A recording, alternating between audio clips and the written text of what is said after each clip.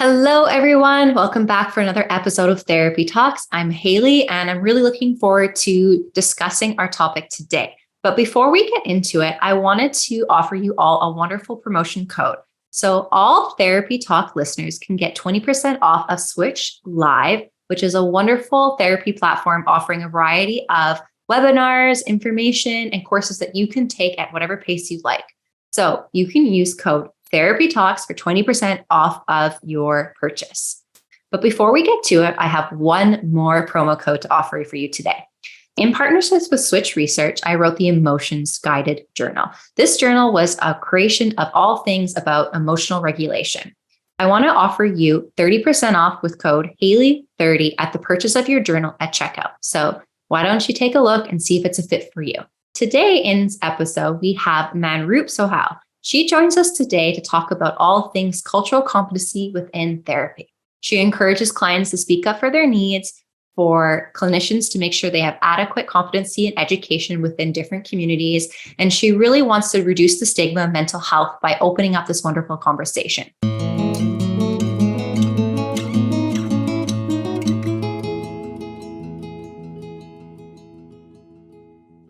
Manroop and I actually met at a therapist social about a month ago. And it was really wonderful because I was speaking to therapists there and hoping that more individuals would be confident and brave to join us on the podcast. And Manroop was someone that was very kind and volunteered because you have a wonderful topic that we would love to deep dive into today a little bit.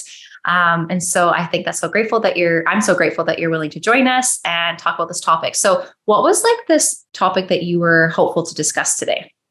Yeah, for me, when you had mentioned that, you'd love to have therapists on the podcast, the first topic that kind of came to my mind was talking a little bit about cultural competency.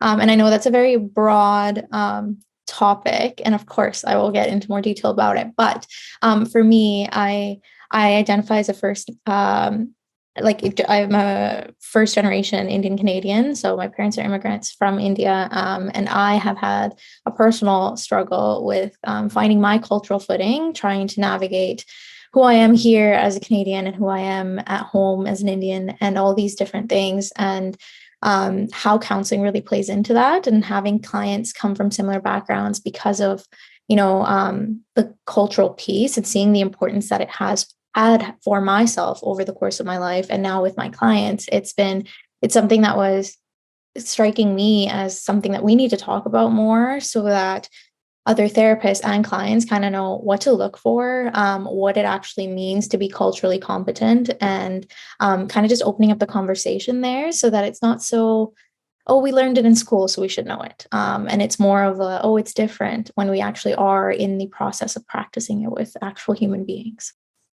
Definitely. And if you're open, I would love to hear some of your personal experiences to kind of help listeners and other therapists listening more conceptualize that experience as well. Sure. Yeah. So personally, I went into counseling to be who I needed throughout my life. So whether that be, as a child, as an adolescent, as a young adult, and now as an adult, kind of just figuring out needing that extra space of having someone that just gets it. And I think that for a long, long time, I had this understanding of, I really like therapy because I really like having that safe space of talking about what's going on and talking about my experience.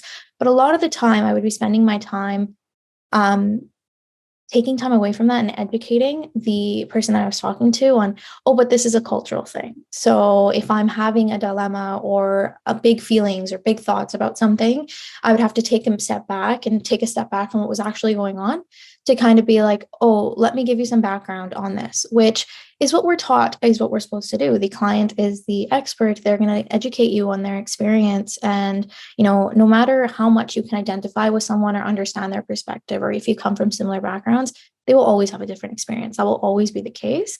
But I found that it was taking away from my therapeutic benefit by having to explain, oh, this is what I meant by this, or this was culturally inappropriate and that's why it's bugging me, or this is how it plays a role in my cultural identity and that's why this is happening. And it felt like I was defending a lot of what I was going through.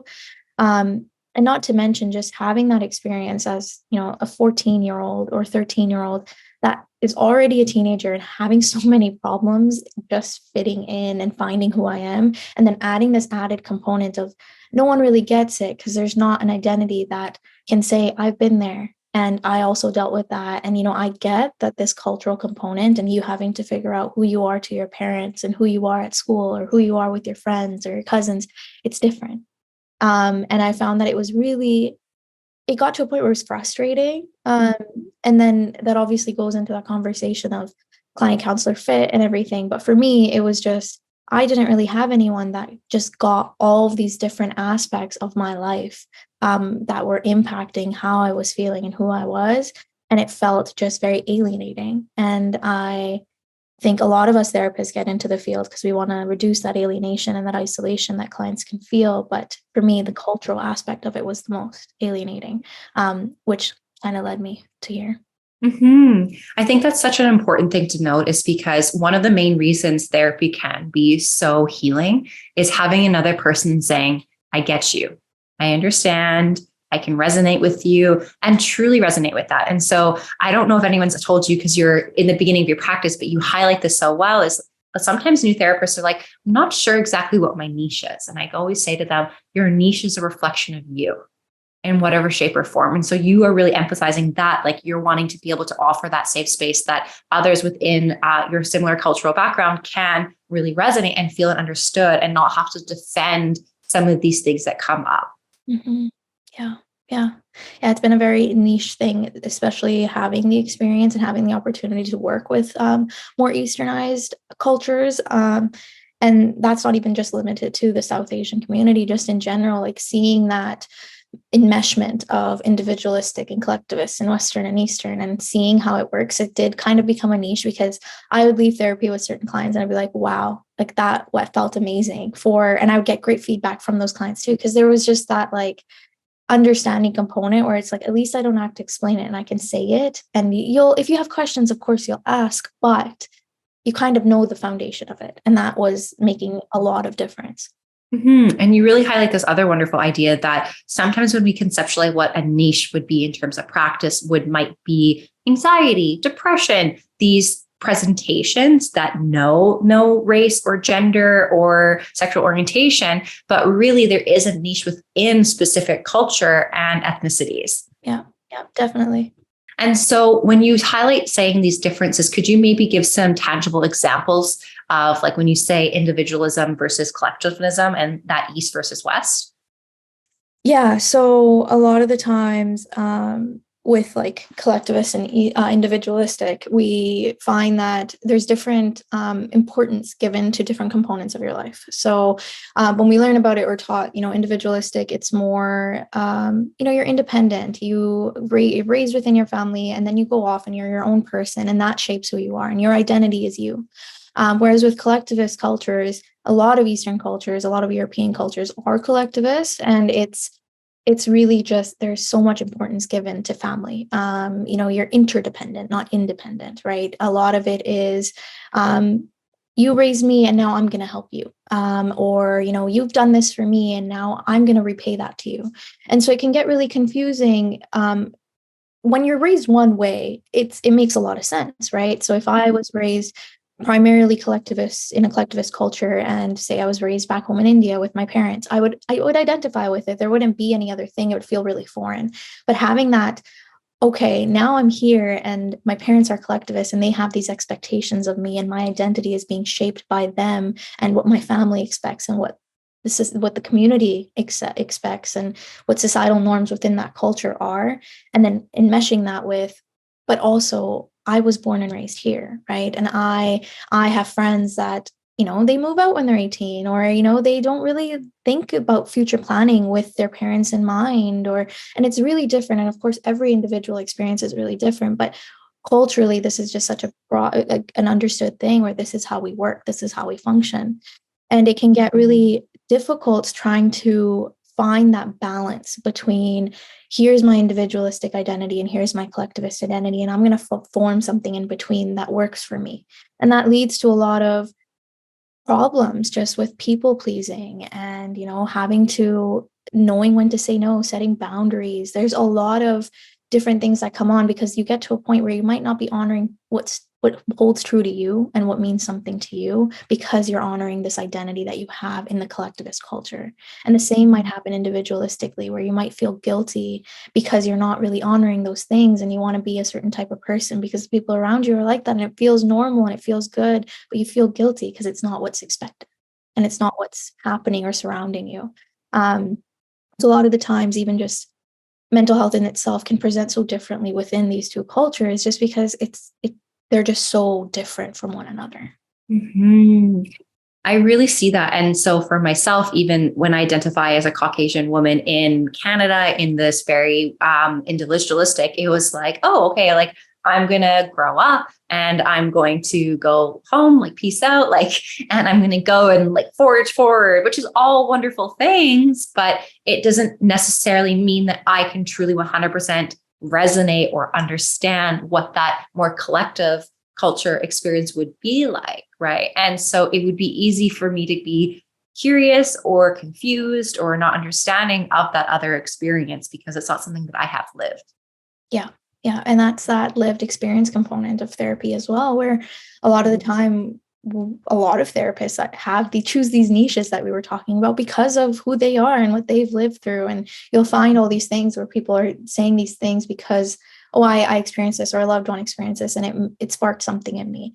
And that was kind of the same with this, where, you find a lot of clients where it's why do I feel so guilty? Because I'm going on vacations and my parents are home and they're getting older and I don't know what to do. Am I taking them? Do I take them with me? How do I navigate that? Or why do I feel so guilty that I'm having these experiences that my parents never got to get or have because they were so busy making this life for me?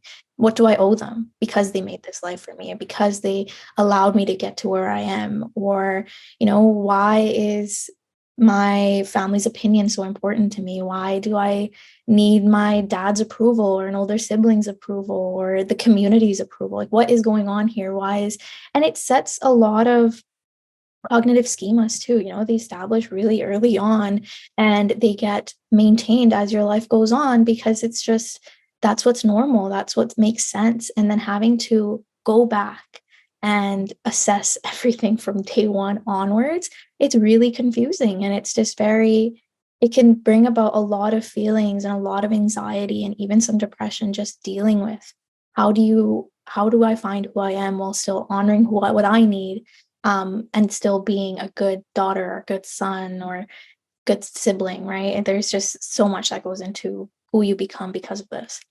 So, coming from your personal experiences and your professional experiences, what would you suggest to someone on how to best manage some of these challenges? Yeah, I think having a safe space to talk about them. For me, I have found that there's just a lot of mental health stuff that comes along with it. Even just having a conversation, it's tough to have it with a friend that's individualistic, and it's tough to have it with a friend that's very collectivist, right? Because you're going to be met with stigma around what you're trying to say. So having a safe space where you're able to, whether it be with a parent that you get along with or a friend that just gets it and is from a similar identity, or even your therapist, having a space where you can wholeheartedly just let out how you're feeling without having that shame associated with it will help to reduce that shame you're feeling, right? And a lot of the time, shame is one of the most prominent things we feel. Guilt is one of the most prominent things we feel when we're navigating our identity because nothing makes sense and you're trying to figure yourself out and the shame just creeps in. You just leave this little window for shame to creep in. And how I've navigated it is just having a really good community of people, whether it be my partner or my siblings. It's just having that, like, this is what's going on, and having that validation of like, that's okay. It might not make sense to me. And, you might have a therapist that might be like, like, I don't get it, explain it, let's talk about it, let's explore it more. But having that safe space to like let out all these thoughts that are going on out into the open so they're not eating away at you inside, and setting a little bit of a groundwork to how I'm going to be, how I want to be. You really, again, highlight this idea of having a safe space as one of the best ways to manage it. And also just being able to have, like, if you are in therapy and you feel like there is this cultural difference, what would you say to not only the client, but the therapist? So, what would be your advice or suggestion for both of those ends of that experience? Yeah, for the therapist, definitely work within your competence. That's something that I will take to my grave. I have, it feels crappy, definitely, to be in that position where you're like, I don't think I know enough about this, because it can trigger that imposter syndrome that you're having already. And especially for me, when being so new, it's one of those things where I'm like, oh my goodness, like if I don't know this, I know nothing. But finding that balance between, yes, I'm curious and I'm going to ask questions, and having that enough perspective to be like, now I might not be benefiting the client. My curiosity might be taking over the healing of the client, right? Me asking questions and asking them to definitely, you're doing what you're taught to do, holding curiosity, holding them as the expert, but that might be taking away from their experience because of the fact that they're having to explain basic things that are second nature to them. And now they're bringing it into therapy because they need to work through it, and they have to tell you every single detail about it. So working within that, kind of navigating and exploring, when is it comfortable, when is it enough, and when is it too much? When are these questions becoming too much? And for the client, that's kind of the same thing. Are you feeling like you're going and you're educating and you're kind of having a lecture, giving a lecture on what you're experiencing, or are you actually navigating and working through how you're feeling?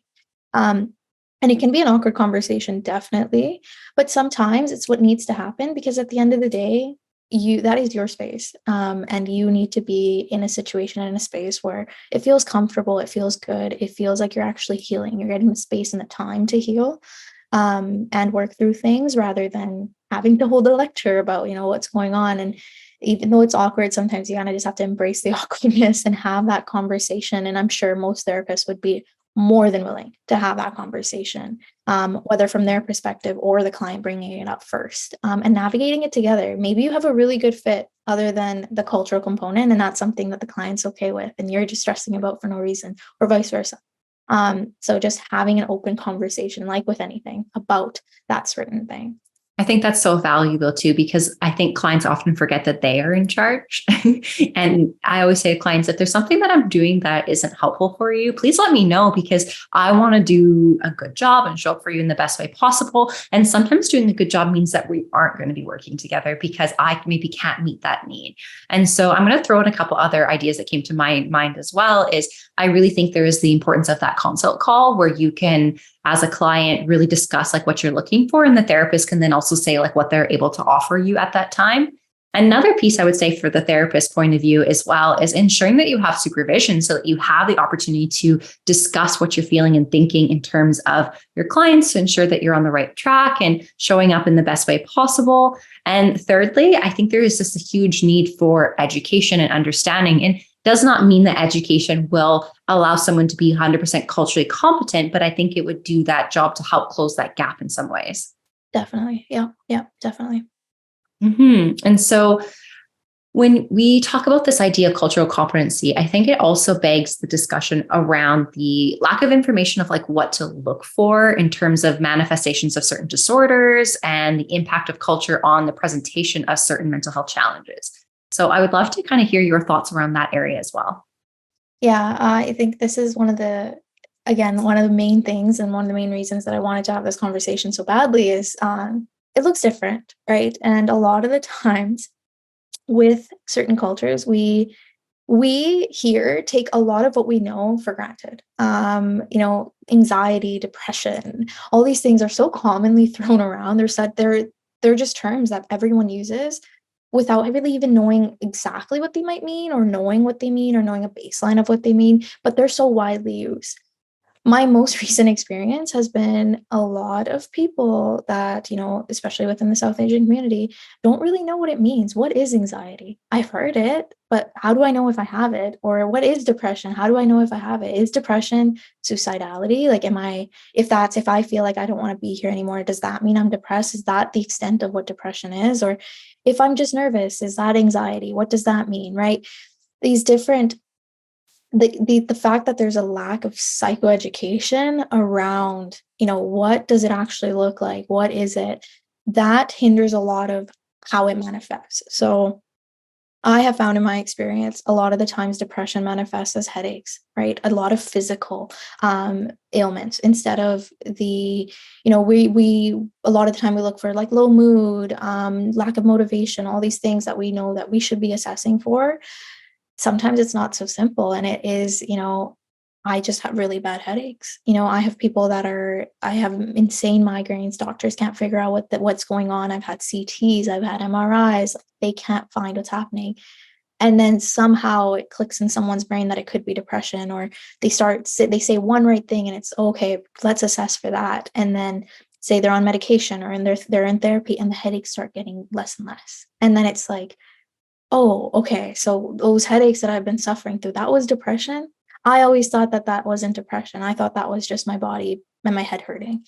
And then with anxiety, not knowing that, it could show up in your gut, it could show up physically, shaking or chest pains and all these things. And not knowing and turning to that medical model of something's wrong with my body. Let's go get some medication. Let's go to the doctor. Let's go to the hospital.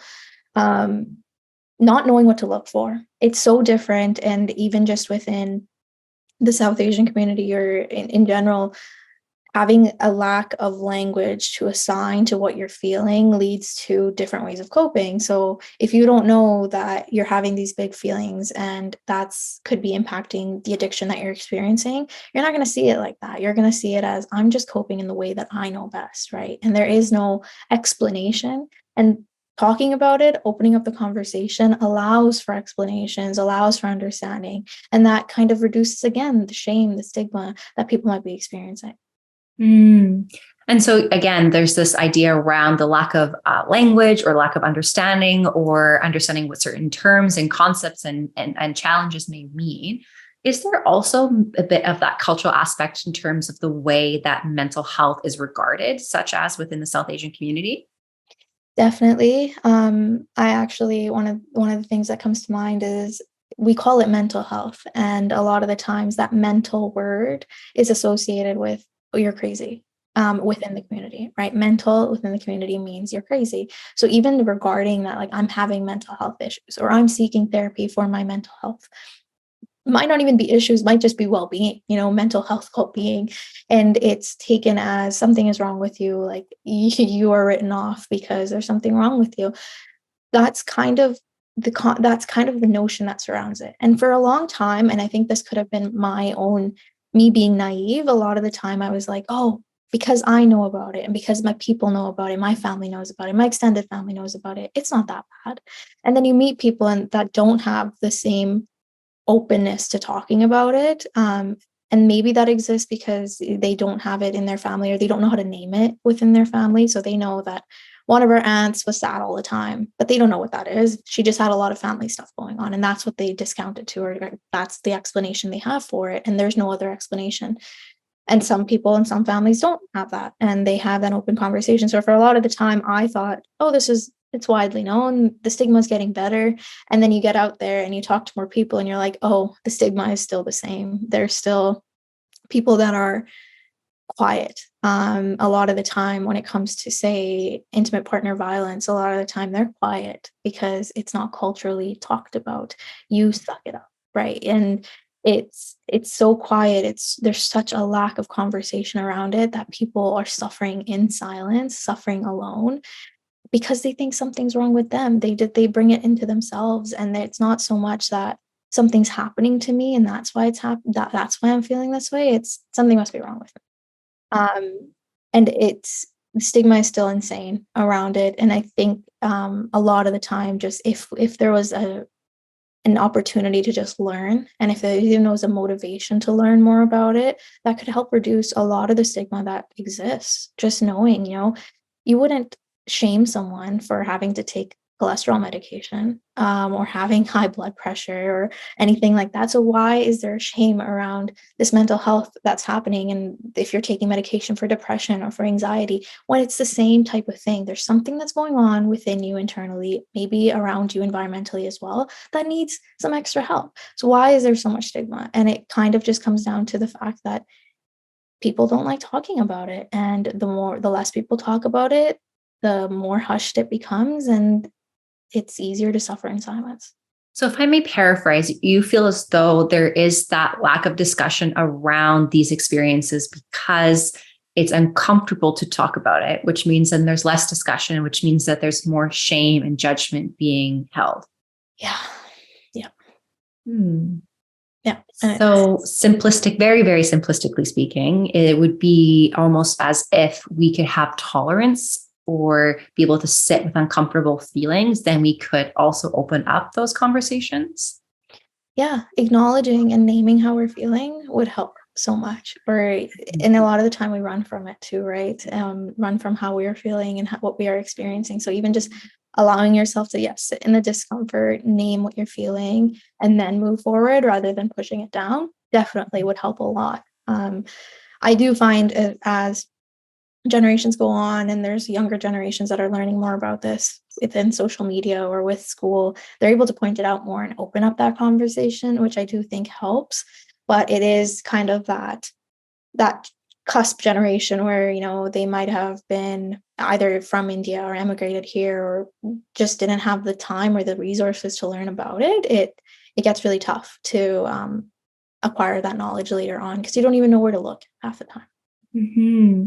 And it seems like it's an issue that would be ongoing because you could say, well, once the population in Canada continues to mature, maybe some of these challenges would slow, but we are going to constantly have a wonderful, they say, melting pot within Canada of all of these different ethnicity and races and things. And that's all wonderful. So these issues will still be ongoing, which is why there is that need for a variety of therapists with a variety of backgrounds to fill those gaps and fill the right type of therapist for the right type of client and have that right fit.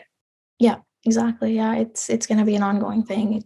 It's good that the generations are growing and kids are coming home and talking about it and kids are more open to accepting when they have it. At least that is something, and that kind of enforces parents to be like, oh, let me do some reflection too. Maybe I have this as well, or maybe my kid gets it from me.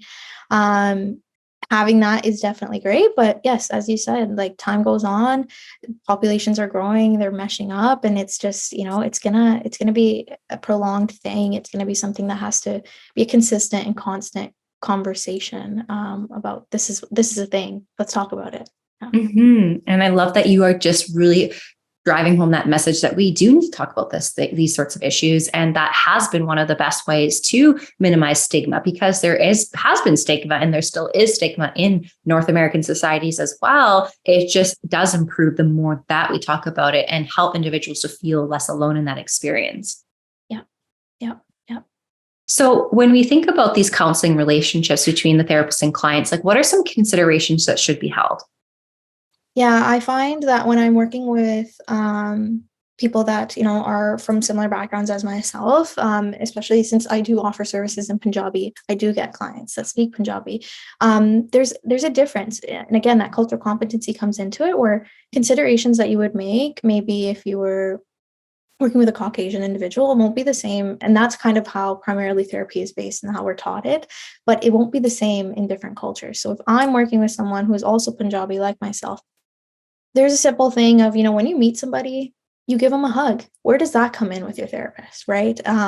Where does that aspect of like, I just met you, we hug to show respect, to show acceptance. Where does that come in with therapy? Because you're telling me a lot about your life, and then you're walking out with not so much as a handshake, right? And it's so confusing as a therapist to even kind of navigate that. And I remember the first time it happened to me, I was just like, how do I draw that boundary between I want to build this rapport with you, but I also have to have a boundary because I'm in a professional setting and I'm not your family member that you're meeting that you can just kind of treat the same as you treat everybody else. But then also considering that we have different hierarchies to how we approach elders. So what if I'm counseling someone that's older than me? Does that change the language that I'm using with them? Do I use their full name? Do I use their first name? We call everybody older than us uncle or auntie? Do I say that? Right? So there's so many different considerations that you kind of have to explore within it. And it can get really difficult because ethics comes into it and all of this stuff. And it's just so tough to kind of apply what you learn to actual practice when you're doing it. I found that a lot of the times I would be in supervision being like, I don't know what I'm doing.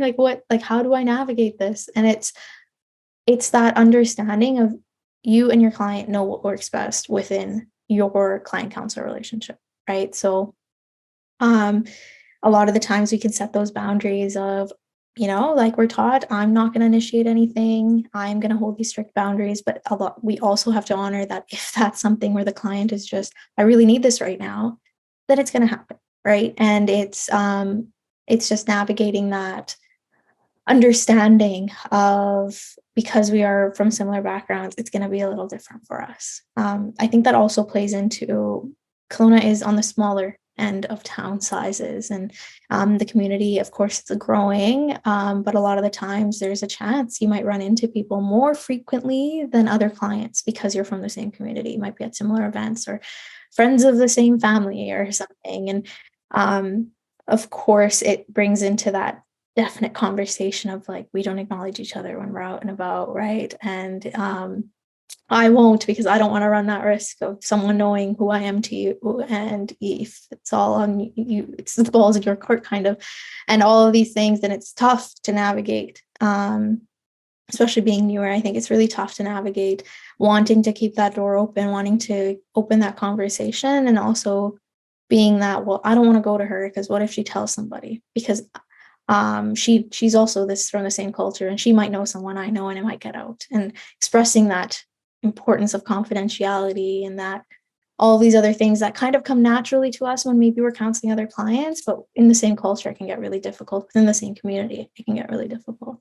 I think those are some really wonderful examples. And some of them I actually have never thought about myself. So I appreciate that knowledge, because it's helping me to really reflect on some of these things, because I can definitely relate with this idea of, as a younger person, I like to go out and do fun things. And I say to them, you may see me at a restaurant having a drink with a friend, and I'm a human being and I want to go and have fun, for example. And so this prevalence of acknowledging, like, I will not acknowledge you unless you acknowledge me. And I know it sounds awful, but I've even ducked down different aisles of the grocery store so that this person can feel that sense of privacy and confidentiality. But you're highlighting it even more so when you're in the same community, and say, perhaps you're attending the same functions or gatherings at different institutions that certain cultures may gather at. And so that's so important in that regard. And again, that point around physical touch, like, we're very much taught within counseling that physical touch is a rare occurrence and it only needs to happen in very rare circumstances. But again, with that cultural layer, it might be something that is needed to show a sense of respect or connection. Yeah.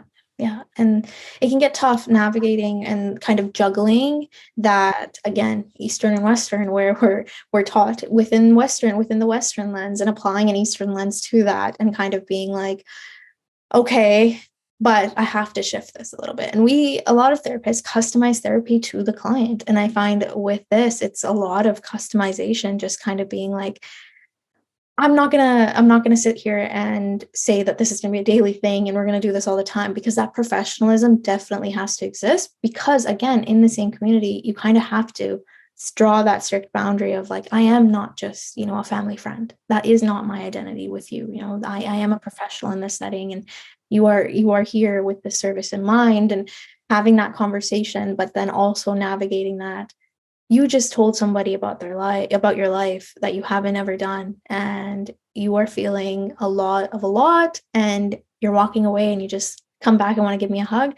That is something that you had wanted. And it also just depends, obviously, like what context it's in and who it is that's doing it, and the level of comfort within both parties, of course. But having that, I think it's one of those things where it's uncomfortable at first, but having that understanding that could happen also helps to just make sure that you kind of are a little bit more prepared. For sure, definitely. And because there's a lack of opportunities for more therapists within certain communities, in smaller communities, it just begs that idea of knowing where to draw that line of like, who is someone that maybe is too close to you or your family, for example, and who isn't, and being able to maintain those strong boundaries so that their confidentiality, their respect and comfort is seen and heard and valued. Yeah, definitely. And that's where that consultation call comes into it, where it's like, do you have any concerns? Maybe they know you and you don't know them, and that's a problem to them. Or maybe you know them and they don't know you, and that's a problem to you.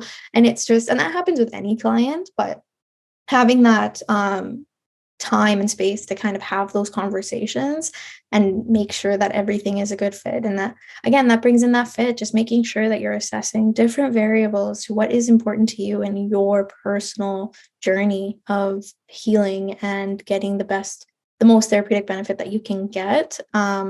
Because again, it's an investment emotionally, financially, with time. It's an investment, and you want to be in a space where you're going and feeling like this is doing something for me, and this is something that I want to continue doing. And I think, again, that can put a lot of pressure on therapists as well, especially with this cultural component part of it. But just opening that conversation to, I know this, and how comfortable are you telling me about this, and how do we navigate this together? For sure, encouraging the advocacy from the client. And I always also tell clinicians that if you're saying no to clients, that means you're building a good practice, because you're willing to put the needs of the client before your own, if that means that you aren't the right fit or don't have the right competency level for that specific case. And that is okay, because then you are opening yourself up to the clients that really do fit within your area of competency and allowing that client. And that's why it's so important to be able to have other clinicians in your network that you can refer to,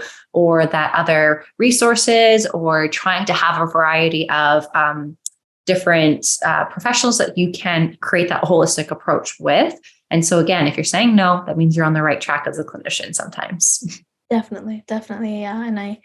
And again, I think even just considering like what kind of therapy works for different clients as well. Sometimes there might be a therapy that works and you don't practice that way. And that can be enough of a way to be like, well, this client needs this and I don't do that, and my practice looks completely different, so maybe this isn't the right fit, right? So just having that conversation. I find actually at that social that we met at, one of the other therapists was telling me about this new study that they're doing where they're kind of evaluating the effectiveness of CBT within South Asian community. So these like different therapies that they're applying to specific demographics, I think, say if like I knew nothing about CBT, and even though I'm from the same culture, that might not be beneficial if that client needs that. So even you might have a few things, but be missing a few marks as well. So I think it's just really important to consider the wide perspective on it. For sure. And even just how we in the psychological community really value CBT in a lot of ways, and we give it a lot of props, and because it's accessible and it's a wonderful variety of coping skills that an individual could use. But we also then think like, and this is no just or harm to Aaron Beck himself, but he was a Caucasian male who created a wonderful therapy in the United States, and that is wonderful, but does not mean necessarily it was in the way that was culturally competent of all cultures in all shapes and forms. Yeah, and that's with any therapy too, right? Sometimes it does take that time of zooming out a little bit and seeing like who was this made to address, like what was this made for, what concerns, what population, who were the participants that they were practicing this with, right? And it might work, but you might have to change it. And I find that a lot of the time, even when I'm providing psychoeducation, I have to bring in a variety of things, because first of all, explaining it in Punjabi can be really difficult because you're finding words to kind of explain what this means, and you know it so well in English, but you don't know it in Punjabi, and you have to kind of mesh of multiple things to get that. This is what I mean by this, and this is how I'm going to explain it to you. And even just with, say, CBT, it's really easy to explain that you're going to do this, and this is the exercise you're going to do, and this is how it works. But providing that same thing in Punjabi too, and using language that works for the client, it can be difficult. And so that kind of brings into that. Sometimes it's just like how we would change our approach if we're working with youth, because they just prefrontal cortex isn't developed enough to understand the concepts that an adult will understand. Having that same thing of like all culture also brings in the same considerations of they just might not have the foundational understanding that is required for the specific therapy. And yeah, I find I have to shift. I work from humanistic, so I explore like a lot of life experiences, and I find a lot of the time it's really difficult to kind of have that conversation with more Eastern clients, because I don't want to talk about it. Like, why do I need to talk about what happened like 10 years ago? And it's like, whoa, this is important. This is where it's coming from. Let's open it up to what's comfortable. And yeah, it's an interesting way to work, and trying to find that balance of how am I going to make this work for us? And Yeah, I think asking clients for feedback also helps a lot to, again, like you said, tell me if I'm doing something that's not working for you. Definitely, for sure. And I do want to bring up this one more topic here is this prevalence of like intimate partner violence within the South Asian community and its relation to mental health. Big topic, but I would love to just make sure we have some space for that today as well. Yeah, it's big. Within, collectivist, again, that brings in that collectivist Eastern culture part. A lot of the times it's not something that women, if it's happening to women, they can easily voice, right? I remember doing a research paper on this and kind of working around what therapy is available. What does this look like? What are the cultural considerations of offering therapy to a woman that's dealing with intimate partner violence? And it's already so like difficult to talk about within any culture and any community, but then adding that added, you are family, you don't go against your family. If you go against your family, you not only lose your husband, but you risk losing your kids, your parents, your in-laws, your siblings. So much goes into it. I would like to hope that it's getting better, but it does definitely create the space for, if I can't talk about it, it's going to be inside me, and that can hone an environment for depression, anxiety, suicidality, right? We're having a lot of dark thoughts and nowhere to put those thoughts, nowhere to voice those thoughts. And um, I think it's something that, again, even though it's so common and so many people experience it, so many women experience it, they don't like talking about it. And it's just that stigma again. You don't want to air your dirty laundry, right? You don't want to sit there and say, well, my husband's doing this, because the community won't take it as this is a cry for help. They will take it as, I'm going to talk about this now because this is something that's gossip. And that was, even research suggests that, where that's happening, and that refrains a lot of women from reaching out and just kind of voicing what they're going through, and then adding the part about you might not even know what you're dealing with, right? You don't even know that there's a name to this. You know that this isn't normal. A man should not be hitting his wife, or a wife should not be hitting her husband, or anything like that. But because of this whole, it's not good, it's not accepted, but it's being shut down. You might even have family might have noticed and they don't do anything about it because it's just too much to take on. You create that environment for more people, for more comorbid disorders to kind of make their way in, and a lot of the time it can have very, very drastic consequences, to the point where people do take their lives. And I'm sure a lot of people can attest to that, where they've had some experience with some loved one or a family friend or something where that's happened, where there was just not a safe space to talk about it. And I think that kind of course, IPV is one of the components, but just in general, because of the lack of knowledge and lack of conversation, that same thing comes in with men's mental health, where, men don't talk about it. And there's this like stigma around it, and this certain identity that men are supposed to uphold societally and culturally. And then they turn to different things too. And they might also turn to suicide or addiction or some type of substance to cope. And it just creates a space for so many different ways to cope with it that aren't healthy, when there is the space to talk about it, if we just reduce the stigma around it a little bit. And if we just open up that conversation of, this is not okay, let's talk about it, let's help you get through this and move through this. That is so powerful in terms of this idea that if we can just, again, reduce that stigma, create more cultural competent therapists that are willing to work with a variety of clients, and encouraging more individuals to pursue counseling as a career as well to help fill those gaps, it would just be such a huge offering to all communities. Yeah. It's just one of those things, again, of, if a South Asian woman comes in, takes that first step coming in, it's not going to be the same as leave, right? It's something that we might suggest or might work through a client, like a Caucasian client, with, of, let's make a plan. It's not so simple, because a lot of the times you're so deeply rooted within this family, it's not so easy to just get up and leave. And it takes a lot of strength. And that strength is a lot of the times pushed down to the point where you're made to feel like you are inferior no matter what you do. And that reduces your self-esteem, that reduces your self-confidence. And then you don't even feel like you can leave. And now you're faced with this client that's dealing with all these things. And they also have that cultural aspect of it of like, culturally, I can't do this and I need support. And what does that support look like? And yeah, I just think that there's a lot of ways that we could help with that, but it takes a village to kind of get those things in place and have groups open up or have just like educational sessions of like, this is what this is and let's talk about it, so that it's just right? And that's all you can really hope for, and can't force anyone to do anything, but allowing people to have a space where they could potentially explore what it would look like, that is more than enough in this time right now. Definitely. And when you speak, I just see how much passion you have. And I'm so happy that you're joining the community of counselors officially now that you finished your program. And I just want to say thank you so much for all of your time, all of your knowledge. I can see that you're going to have such a wonderful career ahead. Thank you so much. Thank you for having me. This was great. Thanks so much, Manroop.